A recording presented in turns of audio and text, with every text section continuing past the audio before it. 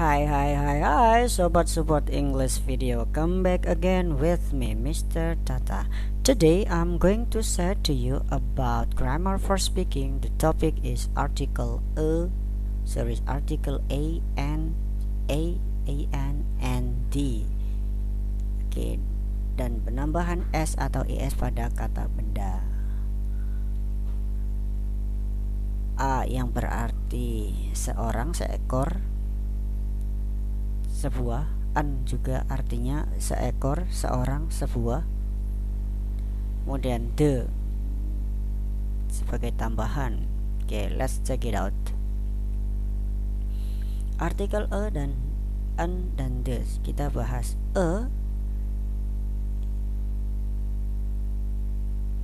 Penulisan atau pengucapan ketika ketemu dengan huruf mati. Contoh, a book. Coba kalau Anda bilang unbook, pasti didengar pun gak enak. Ya, kalau huruf A ketemu huruf mati maka ditulis A. Sebuah buku, a book, bukan unbook. Kemudian kalau pengucapan di huruf berikutnya adalah huruf hidup atau vowel. Yaps. Contoh, sebuah apel, an apple.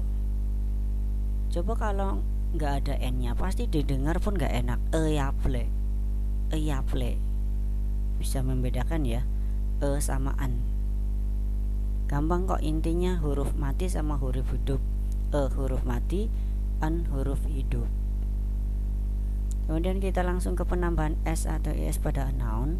1 hari, 1 day. 2 hari, 2 days. 1 mangga, 1 mango. 2 mangga, 2 mangoes. 1 orang, 1 person. 2 orang, 2 people. Oke, ada yang tunggal dan jamaknya sudah dari sananya, tidak bisa ditambahkan s atau is dan harus lihat kamus. Temukan perbedaannya. Fly yang bermakna terbang sama fly yang bermakna lalat. Contoh, seekor lalat terbang di langit. Translate-nya, a fly flies in the sky. Ini yang saya garis bawahi adalah kata kerja. A fly flies in the sky. Bedakan dengan yang ini. 2 flies fly in the sky. 2 ekor lalat terbang di langit. Sama-sama bunyi fly, tapi kalau konteks kalimatnya berbeda, ya translate-nya juga berbeda. Seekor lalat, maka a fly flies. Dimana ini menggunakan simple present, kalau ini menggunakan kata benda flies. Menunjukkan lalatnya itu ada 2 flies. Fly in the sky, terbang di langit. Kemudian penjelasan the itu gampang, simple. Pokoknya the itu untuk memperkuat bahwa itu adalah sebuah kata benda. Ini kita sudah tahu buku itu adalah benda, tapi biar lebih kuat lagi ditambahin the book.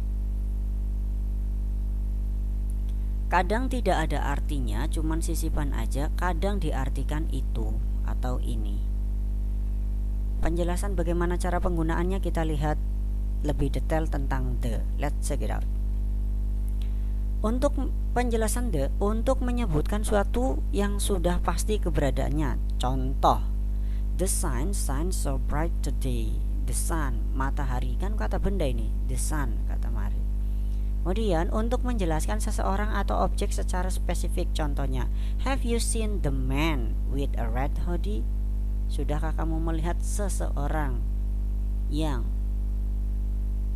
memakai red hoodie, jumper merah? Nih kata the man.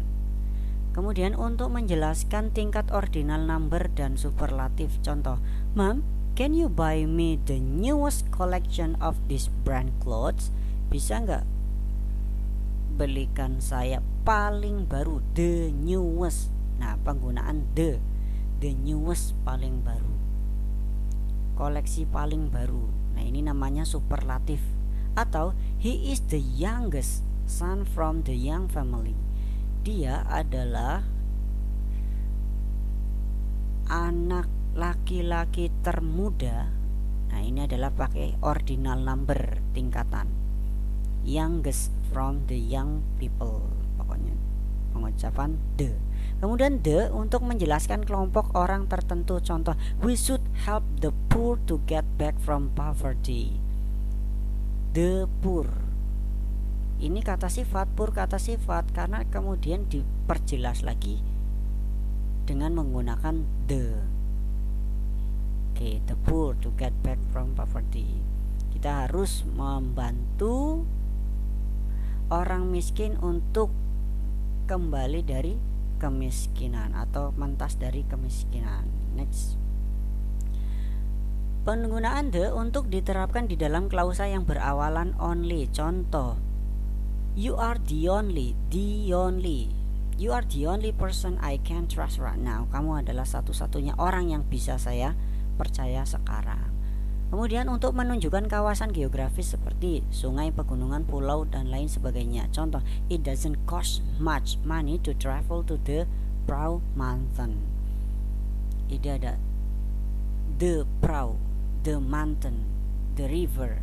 Pokoknya untuk benda. Untuk menuliskan negara yang memiliki kata republic, states, kingdom. Misal, I was accepted in Oxford University in the United Kingdom. Saya diterima di Oxford University,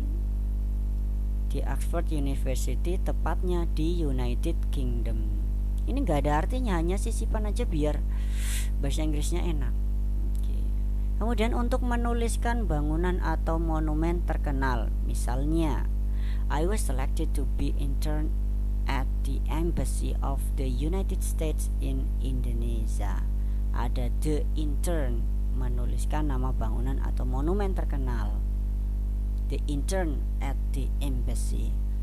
Pada dasarnya penggunaan the itu Anda akan tahu dengan sendirinya dengan seiring seringnya banyak praktek dan sering baca buku bahasa Inggris. Gimana? Mudah kan? Alright, that is material about article a, an, and the, dan penambahan SIS pada kata benda. Thanks for watching. If you have some question or want to learn more about this lesson, please feel free to contact my number. Nice to meet you. Support English video, support you to speak English.